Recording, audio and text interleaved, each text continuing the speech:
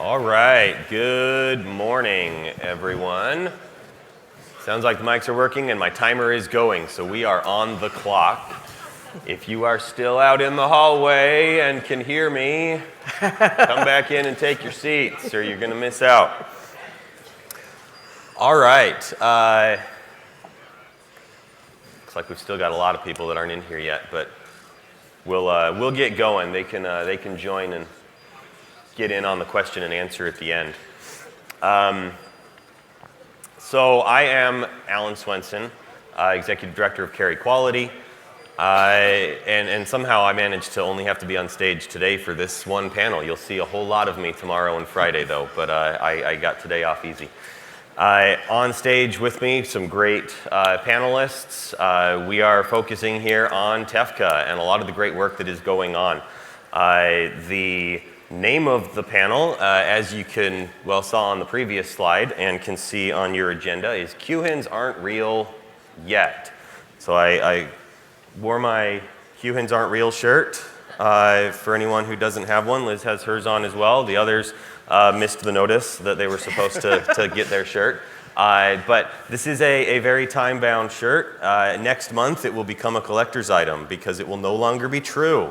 As of right now, as you all know, hopefully, or if you were paying attention to Mickey earlier, we do not have any designated QHINs yet.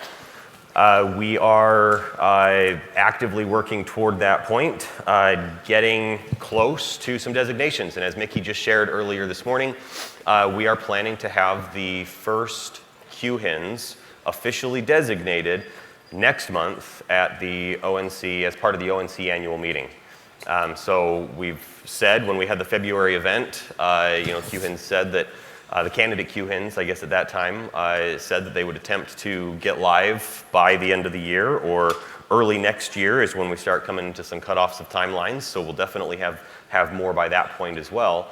But we're very, very closely approaching the end of the year. So we already knew that we had the end of the year mark coming up. But again, as Mickey said, part of the ONC annual meeting is when we're officially going to do that. So we will have designations here very soon, in just a number of weeks. It's already mid-November. Crazy how fast the year's been flying past. So with that, let's jump in and have each of the panelists here give an introduction of themselves, your role, your organization, and the initial question here is, given that we are expecting some go-lives here very soon, what are you currently working on and your organization to prepare for that initial TEFCA go-live? Liz, we'll start with you and just go on down. You get to go first because you're sitting next to me. All right. Go the other way next time. Okay, perfect. So hi, everyone. I am Liz Buckle. I'm Director of Product at Commonwealth Health Alliance. We are a 501c6 not-for-profit trade association that operates what we consider a health information network today. And what are we doing? I love the loaded question. What are we up to? There's a lot going on right now with regard to getting ready.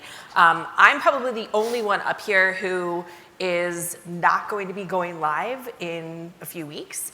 We are still in the process of getting through all of our testing, and we anticipate a January timeline for that. So kind of maybe that's news to the audience, but that's okay.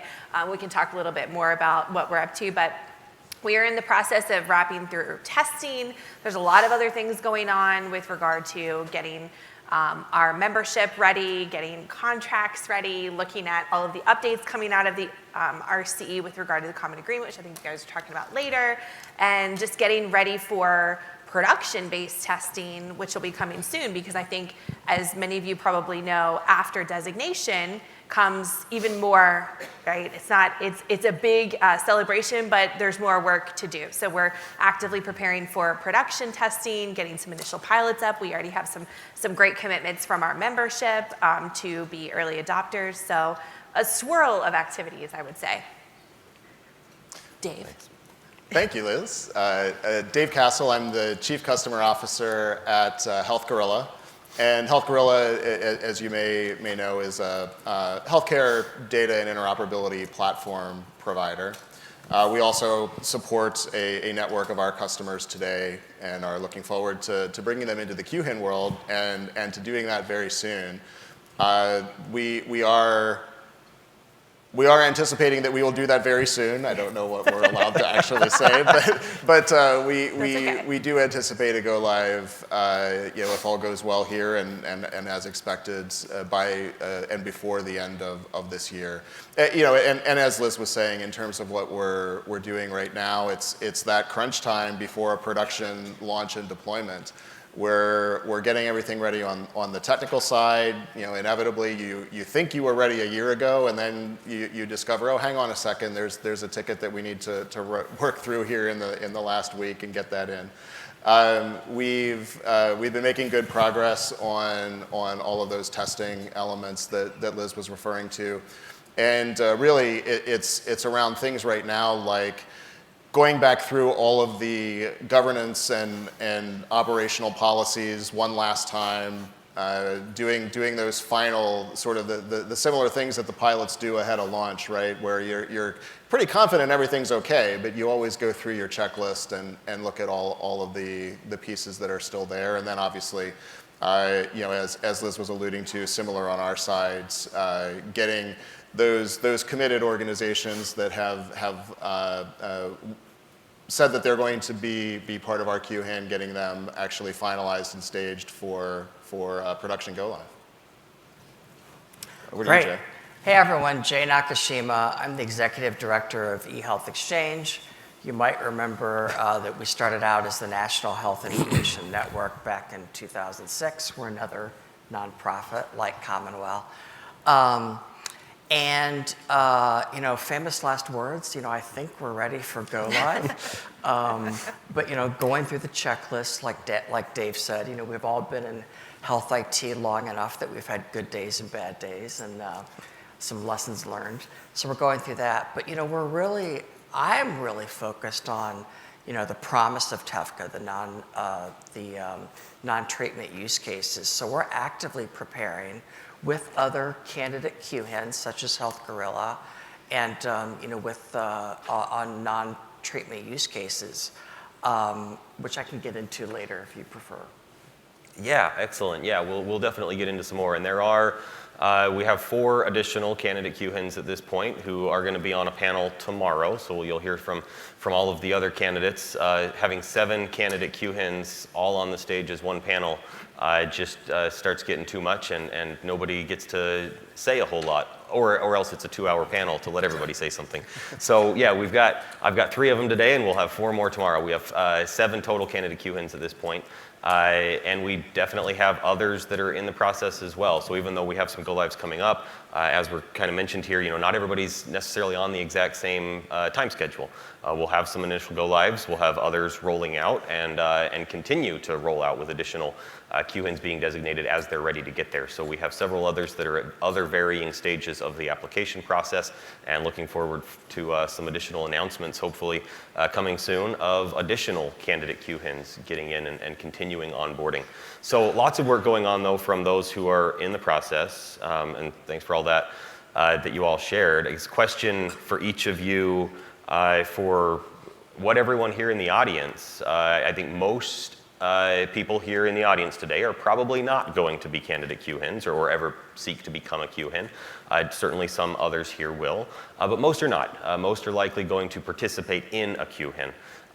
So given that we have go lives coming up here soon, next month, the following month, and continue rolling out, Jay, we'll start on that end and work our way back this way. What should everyone in the room be doing right now to prepare for TEFCA go live? Yeah, great question. So, I would say, first of all, if you're not already engaged in TEFCA and you're eligible, I would highly encourage it. I think we have enough QHINs or candidate QHINs that you'd probably want to think long and hard about whether or not what your role is and whether or not you want to apply to become a candidate QHIN. But you probably might want to become a participant or a sub-participant where there's less of an administrative burden. But at any rate, even if you don't exchange via TEFCA, make sure that you're exchanging broadly across the US. And that's what I would focus on, is just get exchanging with any care quality implementer or TEFCA candidate QHIN.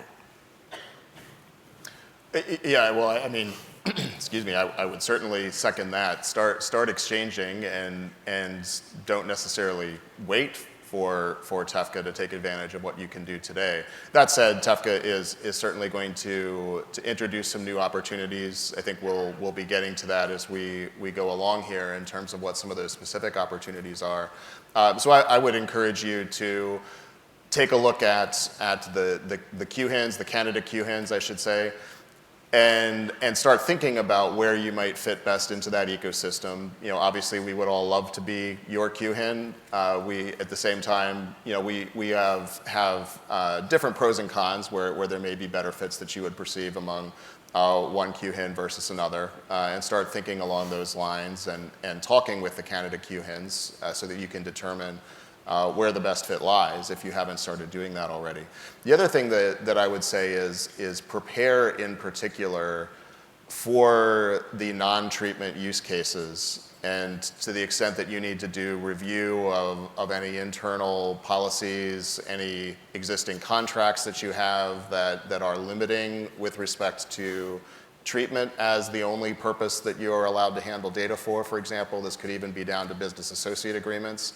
Don't want to make it sound daunting or a barrier, but at the same time, we need to acknowledge that for these unlocks of additional use cases to work, we do need to do our homework and make sure that everyone is actually prepared from a legal and policy standpoint to participate.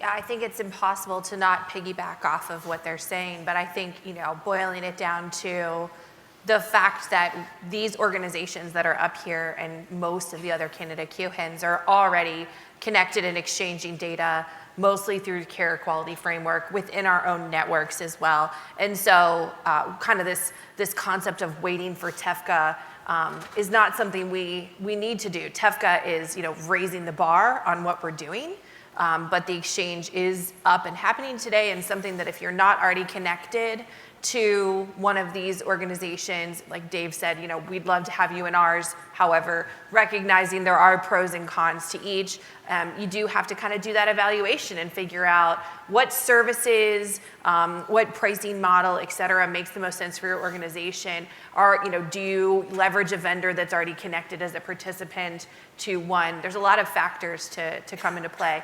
And then secondarily, again, kind of piggybacking on this kind of non-treatment concept, which I know we'll touch on a little bit later, I think your voice is very important when it comes to non-treatment based use cases. And so especially within my organization, as we're a membership-based organization, you know, there's only so much that we can write down before we need to kind of just build it out and test it and actually see, like, do these things work, and how can we engender trust in that way.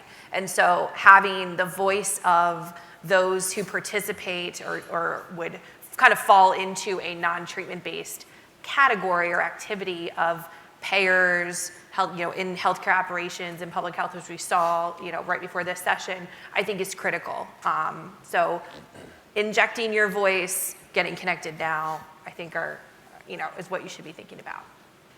Yeah, thanks. And hopefully you're all thinking of the questions that come up in your mind as you're hearing all these answers. We are intending to leave lots of time here, hopefully, for questions so that you all can ask lots of questions from the candidate QHINs that are here on the stage. There's a lot that's in the works, a lot that's coming. I'm going to switch around on the order of how we plan to talk about things here a little bit, because every single one of you mentioned some of the non-treatment use cases and things. So I'm going to jump to that. But there is, you know, we're jumping right in here, and obviously Mickey talked about some of the TEFCA stuff and timelines and things, but we're kind of kicking things off on a lot of the TEFCA stuff. There's more definitely to come as you look at your agenda. There are a number of additional panels that will get into more of the specifics of things.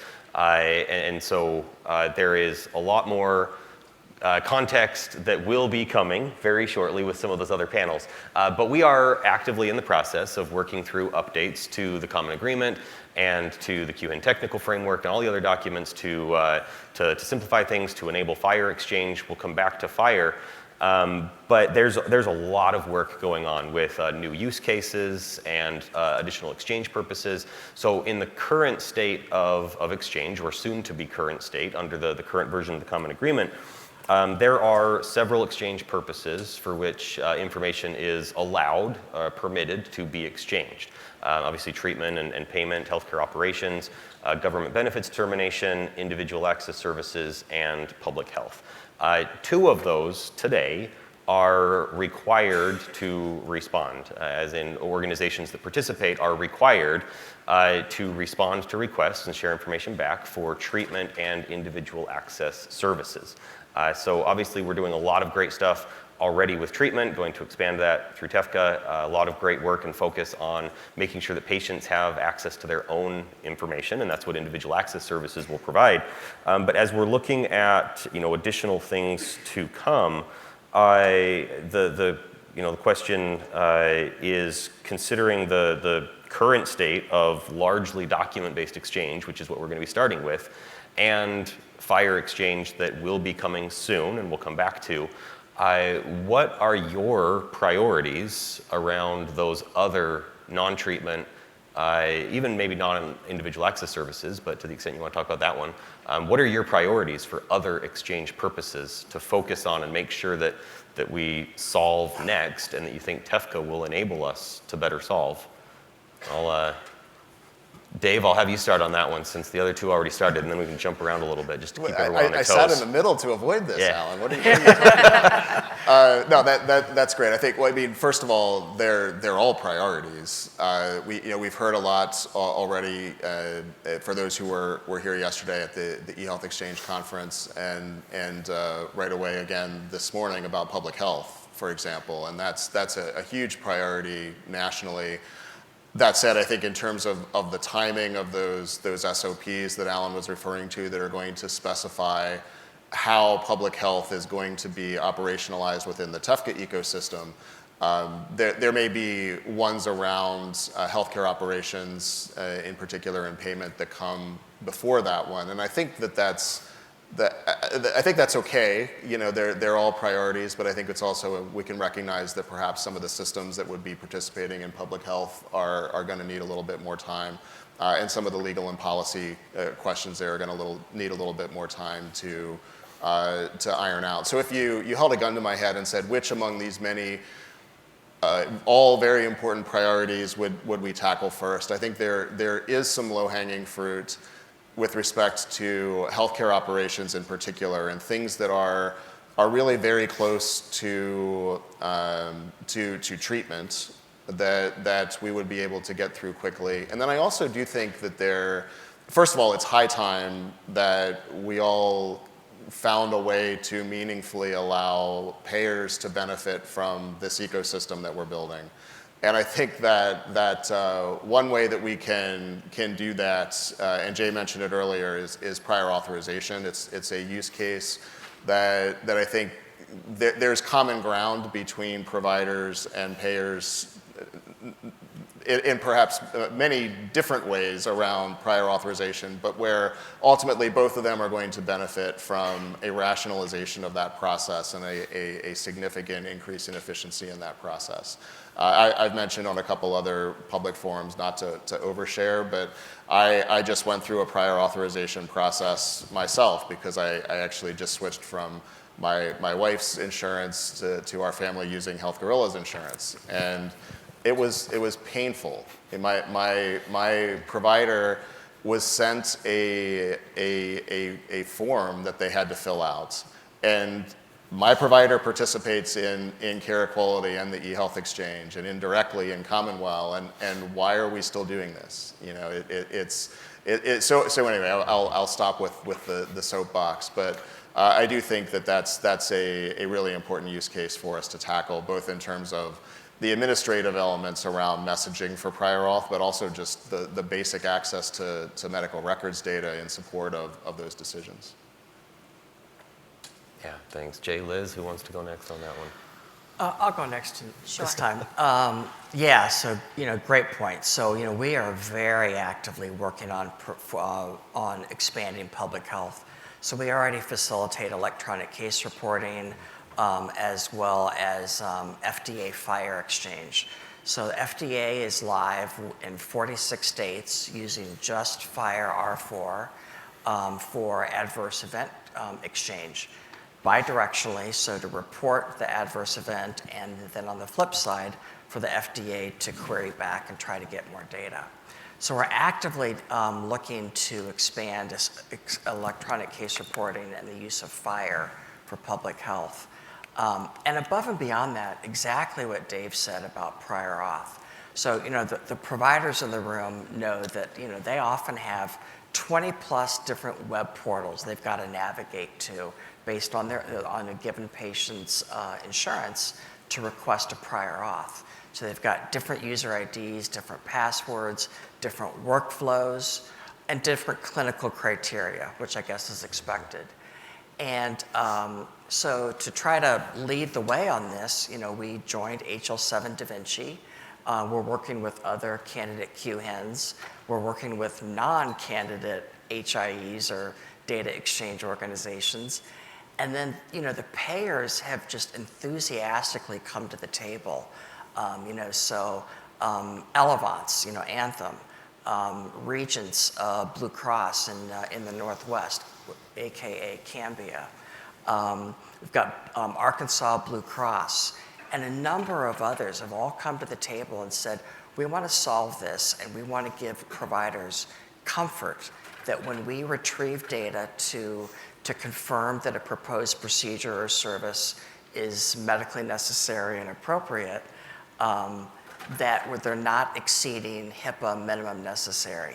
And Cambia Regents has developed a solution, and CMS with Metals also has a solution in production that shows this works and really reduces the burden, especially on the providers, but also on the payer side. So I think that's going to be really excited for us to get going, probably within the TEFCA framework, perhaps even before a healthcare operations SOP is published, and we can, do this across the industry in the near term. Yeah, so I think, Dave said they're all priorities, and I think I would tend to agree with that. It's pretty difficult to say one is necessarily more important than the other. We haven't talked about IAS at all, so I guess I'll touch on that briefly before I go into some of the payer side and my thoughts there. But individual access services, or what Commonwealth calls patient access, is something we've supported for a number of years in our specification by policy. We've seen some adoption of it. I think we're up to about 18% of our network right now currently capable of responding. We are truly hopeful that, as we move to adopt TEFCA in Q1, that we see that number increase exponentially, because I think it's just, there's nothing to me more critical than a human being being able to access their own medical information. I mean, Mickey talked about it in his presentation, like I should be able to have an application that I trust to say, let me go see all of my information, right? I think that's really critical. And I would say for those organizations that don't support this type of exchange today and the existing frameworks and networks, like take a look at why that is.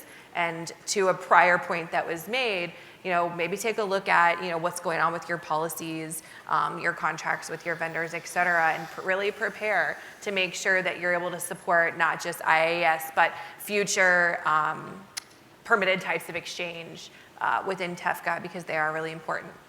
And then when we kind of shift to, we talked about public health a lot, so I agree. Like, I think that's definitely a priority. We haven't talked about government benefits determination. That's something that I know many of you have been working on for a number of years. We've had conversations with SSA and Veteran Benefits Administration for years on these topics. Similar with payers, I think really what I'd like to see, and maybe what I would kind of challenge the group a little bit, is on how can we kind of break down any remaining technical barriers, and how can we break down any remaining trust barriers when it comes to enabling this type of exchange. So my hope, I guess, right, in an idealistic sense, like my hope is that as we move into having QHINs live, QHINs real and live and able to exchange production data, that we begin to do some, small group testing, production-based testing of these other types of exchange, because I think what I'm concerned with is saying, well, 2 are required, the other 4 are not required. And I think anybody who's been in tech long enough knows that if it's optional, are we going to do it? No. Maybe not. I don't know. I don't know what everybody else is thinking. But I want to make sure that we have opportunities to have real data and real evidence to say, hey, this group who is in our trust community did this thing, and here's the output, right? And then we continue to build on that. When we think about how Commonwealth was formed, when we think about how some of the other organizations like Commonwealth were formed, we did really small work, really intensive small work with a group that we got to know and trust, and then that continued to blossom and grow. And I think that until we really get our hands dirty and do some of the work in this kind of trusted network space, that's going to really hinge on it. So if you have technical components, right, take a look at those. Make sure that you're ready for that type of exchange. I do think FHIR is going to help us. I know we're going to talk about FHIR in a minute, so I won't go there. But I do think FHIR is going to help us. But I think we also need to be ready for the document side, because that's what we have today. Yeah, great. So it sounds like all of you in the room need to be making sure you're ready to start doing some of this non-treatment stuff. I think treatment is pretty well handled in a lot of what we're already doing today. So don't be expecting to just come into TEFCA and sit around just continuing to do treatment exchange. Get ready to do everything else so that we have some organizations ready to do those small pilots and prove out that things are working, and that some of these exchanges for other purposes aren't as scary as everyone seems to think they are in trying to get them off the ground. So yeah, turning to FHIR a little bit, and we do have, again, additional panels coming today. We'll have some folks from the RCE and ONC on stage here together later today, talking about timelines and things with coming changes and updates to the Common Agreement and the QHIN Technical Framework, including the FHIR roadmap that is being updated in alignment with other things that are being updated and pushed for the importance of FHIR, like Mickey talked about this morning as well. And so we are expecting to have updates and FHIR available in TEFCA early next year, Q1 2024. And then we will also actually have a panel later this afternoon that is completely dedicated to FHIR. So we're going to be talking a lot about FHIR today. But for purposes of the panel here, as much as we have been talking about FHIR and will continue talking about FHIR, and most of you, I think all of you actually mentioned FHIR even in some of the last comments here, but what specifically are you looking forward to with FHIR, and how do you envision that specifically benefiting those who participate in your QHIN? Who wants to start with that one? I'll start. So we have FHIR R4 deployed, live in 46 states, and so we have some experience. FHIR is real. It's not perfect. It's not gonna solve world hunger or perform your taxes or wash your car, but it's pretty. You don't slick. know that yet. Yeah, but it's also not plug and play. Now that said, it can be something that you can implement very, very quickly. So like I think of the VA, the Veterans Health Administration. That is a huge, huge enterprise. And when they try to move that battleship and make changes, you would think that it might take a little while. But I saw them move faster than any startup I've ever seen move. So they decided that they're going to send adverse event notifications to the FDA every time they have an adverse event with a patient. And they're going to do that via FHIR R4. And I'm kind of looking at my calendar thinking, when is this going to go live? And they got that deployed in 46 states within weeks, not within months, not within years, not within decades. So if the VA can do that huge enterprise, I think the rest of us can follow suit and get it done pretty quickly. So I'm super excited about it. We're talking about expanding that for ECR, electronic case reporting, because currently that's done via traditional XDR with CDA attachments. And then, of course, like I said, we're working on prior authorization and CDEX via DaVinci, which includes R4 or FHIR. So there's a lot going on. Yeah, I'll jump in. I think that's great. I think, one thing that I'm most excited about is, Jay's talking about like, it's not plug and play. There are still some challenges. It's not going to solve world hunger. I think when we look at the opportunities for FHIR moving forward, for me, it's all about scale and how can we scale FHIR in a way. Like we operate in Commonwealth at such a large scale that there's just no way we can do individual, hi, do you trust me? Hi, do you trust me? Hi, do you trust me? No, that's not going to work. And that is a concern of monumental proportions. Absolutely. Yeah. So I think until we can get to a point where we have the ability to do FHIR at scale, which is what we're proposing in TEFCA, I think that there's still kind of like this massive cloud of uncertainty around how this is going to work. But I'll say that from our perspective, we've been working on this endeavor of FHIR at scale, if you will, for a number of years. About 18 months ago, we did an internal members-only Connect-a-thon where we tested FHIR at scale, and it was cool to see it actually work, with my eyes. That was pretty awesome to see. I think we produced an implementation guide out of that closely aligns to what Care Quality has produced and subsequently what TEFCA has produced with a few nuanced differences there, but ultimately looking to align and again just kind of have some of that production take place so we can go, hey, this is actually working, and show that. Yeah, and we'll hear from a panel on the details later this afternoon, but I happened to be looking in the direction of Dave Pike as some of those statements were made, and he looked decidedly uncomfortable. So I think there's, we'll get some clarifications perhaps on the readiness, and I think everybody's been correct about the fact that these challenges exist, but I think we are actually fairly far down the path of addressing them. I'll actually step back from that for a second and make what is maybe a little bit of a contrarian statement, and that is I think this notion of the QHIN ecosystem and TEFCA not supporting FHIR, I think is a little bit overstated. Now, I understand why people say that because it's not directly supported for QHIN to QHIN exchange, but I think sometimes people who aren't steeped in the nuances misunderstand what that means. I think that if I want to do FHIR or if I want to participate in the QHIN ecosystem, I need to be able myself to implement the IHE protocols for document exchange and so forth. And that's not necessarily the case.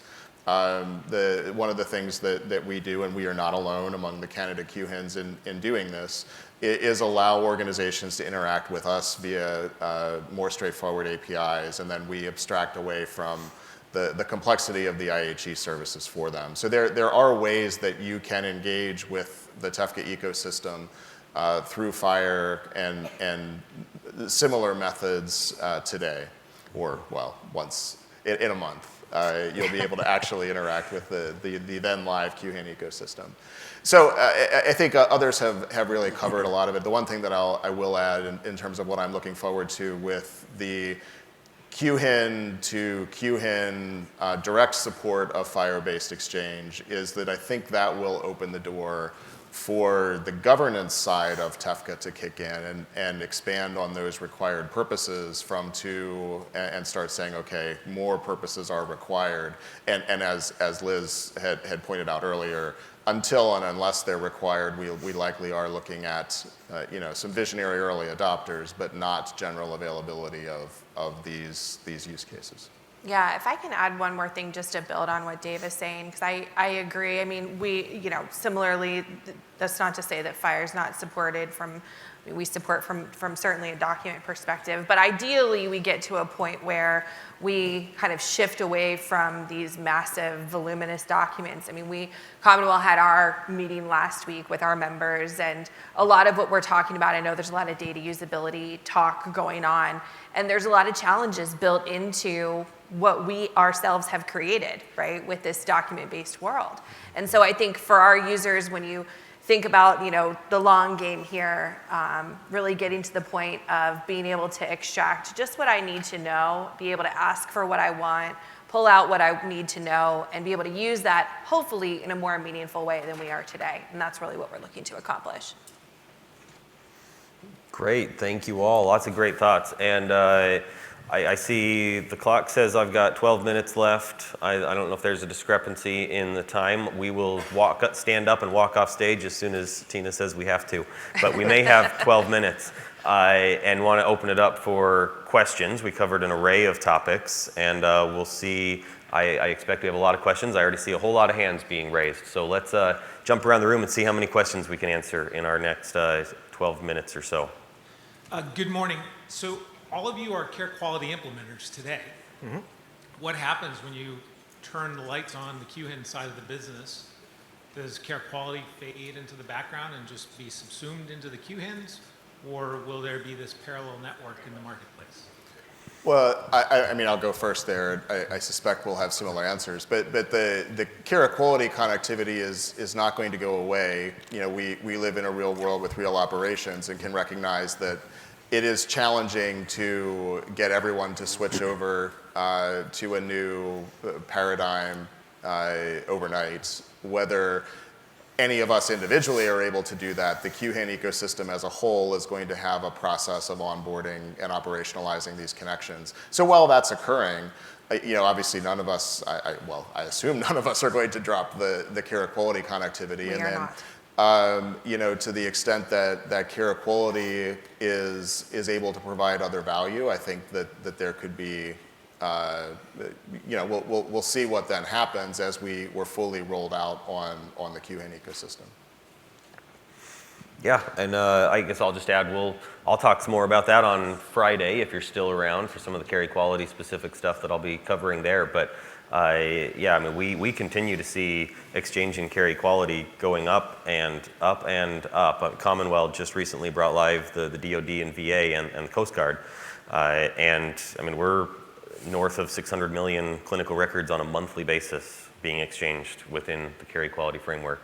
So that's not going away anytime soon, and we'll have parallel paths of care quality and TEFCA and be working through that with, like you said, a lot of organizations who are seeking to become QHINs and are already in care quality, but it does not make sense for everyone who is a care quality implementer to become a QHIN. So there's going to be a lot to work through there as we look at what do we do in one and the other.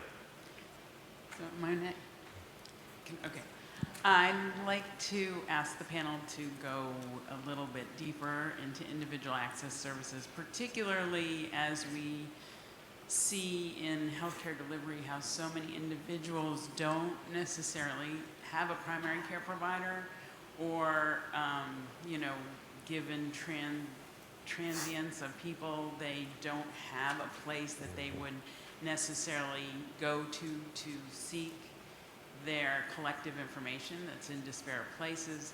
And to what extent will the QHINs in meeting the IAS implementation help consumers and patients know that that's an existing entry point and maybe be part of the education? And just tell us a little bit more about how you're going to help make patient access a reality. Thank you. I don't know, Liz and Dave, you guys have the most experience. I have comments, but I know that I know that our comments are going to be, we're going to have two different sides of the coin, which I think is beneficial. So I can talk a little bit from Commonwealth, but I think Dave has some additional things that'll be insightful. So from a Commonwealth perspective, the Commonwealth as a QHIN is not offering IAS services to consumers directly. We have members that are participants that could be consumer applications or personal health records that we certify to be on our network who can offer those services to consumers directly. We promote to our members, and we typically don't promote anything that we're doing directly down to the edge because we sort of expect our members to carry that forward, but we have, over the years, increased our messaging directly to consumers around, the benefits, but it's kind of a byway through our membership, which are like health IT vendors. But I know Health Gorilla is doing something a little bit different, which is great. Well, yeah, we're looking to support. Actually, it's somewhat similar. You know, we are looking at IAS from the standpoint of an initiator as a B2B2C type of solution. We are not expecting to directly market our QHIN to consumers per se. We're expecting others to use our QHIN's connectivity, I think somewhat similarly to what Liz described. But setting aside some of that aspect of it, I think, Shannon, to get at what you were or maybe more driving at, there is a distinction in the QHIN world and what it's proposing for IAS in that it is separated from the patient portal and the OAuth 2 workflow that is prevalent today in terms of where you do have patient access. It's generally outside of some places like Commonwealth. It is generally offered in that fashion, and I think that is important for all the reasons that you were saying. I understand why it has proceeded to date with that OAuth 2 approach and all the nuances there, and there are a lot of nuances down a lot of different paths for why people have taken that approach of authorizing through your portal credentials that are linked to the local EHR deployment. But it is so limiting in so many ways, and I think we do need to find a way past that as an industry. And QHIN offers us a forum in which we, or TEFCA offers us a forum in which we can do that.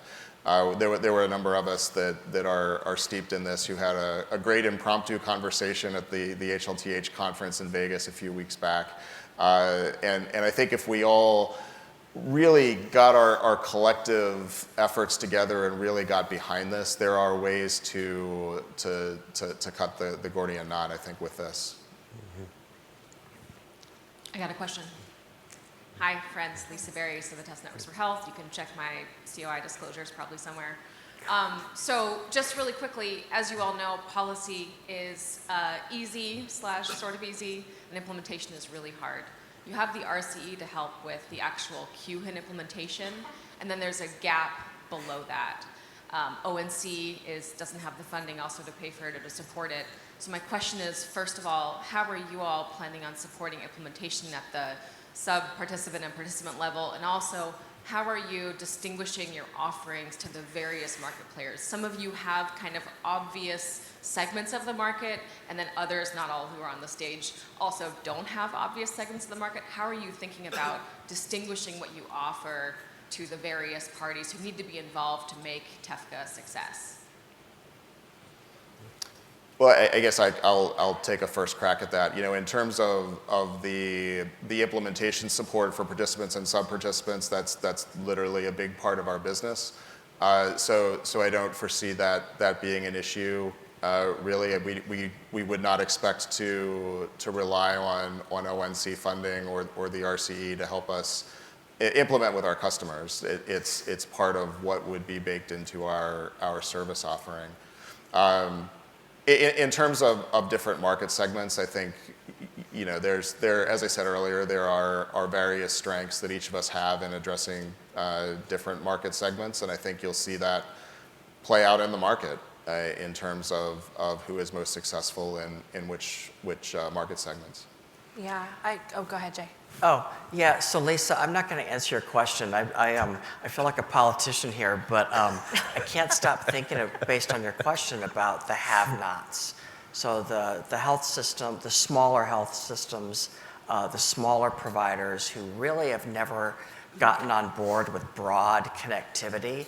And, you know, I don't have the answer for it, but I'm just struck by it right now about how I don't see an immediate path for the critical access hospitals, the rural providers, and those organizations to begin exchanging on a broader scale. Maybe Dave and Liz will take care of it. Yeah, so a couple of things. When it comes to the implementation perspective, we have a pretty robust implementation process. We actually have all of our health IT vendors that are Commonwealth members go through a certification and onboarding process because we feel that, the T in TEFCA is super important. And the way that we can engender that trust and play in the space together is through making sure that everyone is kind of held to the same standards, the same accountability. So we have that process, and then we have a pretty, we have an expectation on our vendors of how they support their clients, and then we bridge that gap as appropriate.